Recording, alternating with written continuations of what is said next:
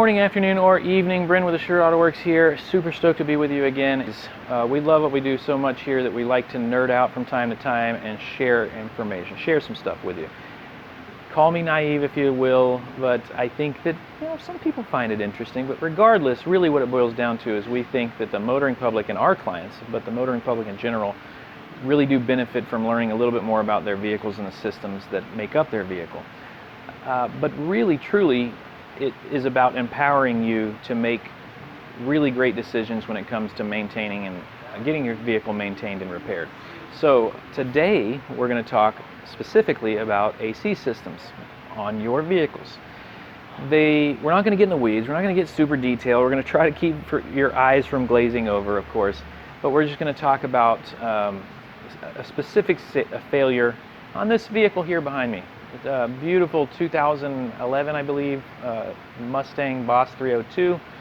Not a super common car, very gorgeous. We really, we like cars in general, but of course it's nice to have something kind of neat, unique come in from time to time as well. So specifically AC system failure on this one we would like to share with you. Really there's a specific point that I would like to make, and so thank you so much for joining us, and we won't take too much of your time, I promise. This specific case, our client, we really like her a lot. She had a concern, and the concern was that the AC was not blowing cold. There was air blowing out of the vents, but it wasn't blowing cold, which is awesome.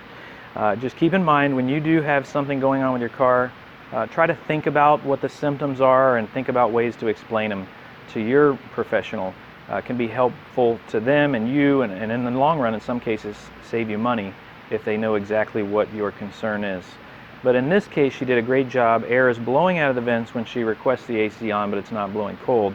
And so we're talking about the AC system, and you can't hardly talk about the AC system without talking about this guy right here, which is the AC compressor. That's kind of the heart of the system. If you think about the human body, the heart, of course, pumps blood through the human body, because we, of course, need that blood pumped throughout our body in order for us to survive.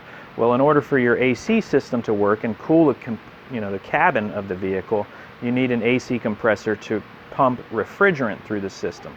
And that's about as, for this video, that's about as complicated as we need to get. Of course, there's a lot more to it than that, but that's kind of an oversimplified example.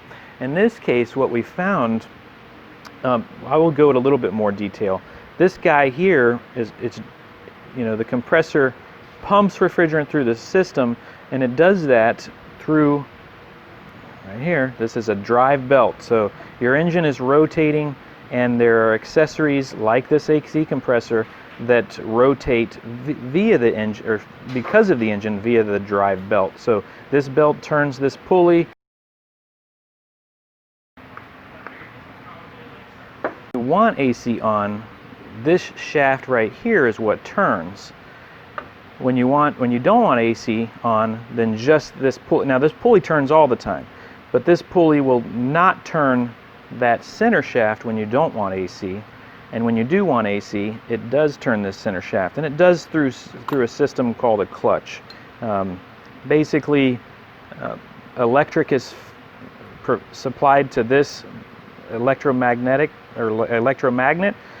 When you want the AC turned on, electric is supplied to this. It creates a magnetic field around this, which pulls this plate into the pulley, which in then turn pulls that center shaft. I might be getting a little bit too complex for you, but anyways, the point is this whole plate is supposed to be solid. There's rubber between the inner portion and the outer portion, kind of securing it in place. So that's supposed to be solid. In this case, we found that this plate was not bolted. There's a bolt there, and bolt was missing, and then of course the rubber that holds these two sections together was gone. So the main thing that I wanted to bring to your attention, okay, so in this case, this piece here, these two pieces are supposed to be one, and between the two is rubber that molds them together. That was that was what we saw right away. But ultimately, we need to make sure, and this is something you have to consider when having your cars repaired and making sure that you're inquisitive, with your professionals, whether it's us or somebody else, you're inquisitive. I keep looking at the wrong camera. There is only one camera there. I mean, I keep looking at the wrong side of this phone. Anyways, I apologize. There is, you need to be inquisitive. Like, you have to consider cause and effect, and that's what we do all the time here. Is we want to make sure that we're not just replacing the obvious thing, because there may have been something else that caused that. So in this case, what we suspect after doing our own investigation is that somebody had been in there and removed that assembly at some point to adjust. There's a gap that can be adjusted between those components, and we suspect that somebody had been in there at some point and tried to maybe adjust that gap and got it a little too close and caused the two pieces to rub together when they're not supposed to, kind of a slipping, which causes a friction and heat, and overheated that center section and melted it. Apologize, the audio stopped working on the last portion of that clip.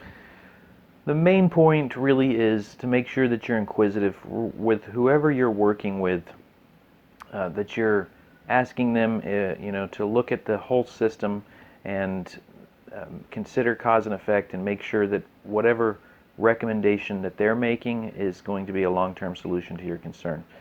Thank you guys so much for your time and attention. We really appreciate it, and we look forward to seeing you next time. Take care.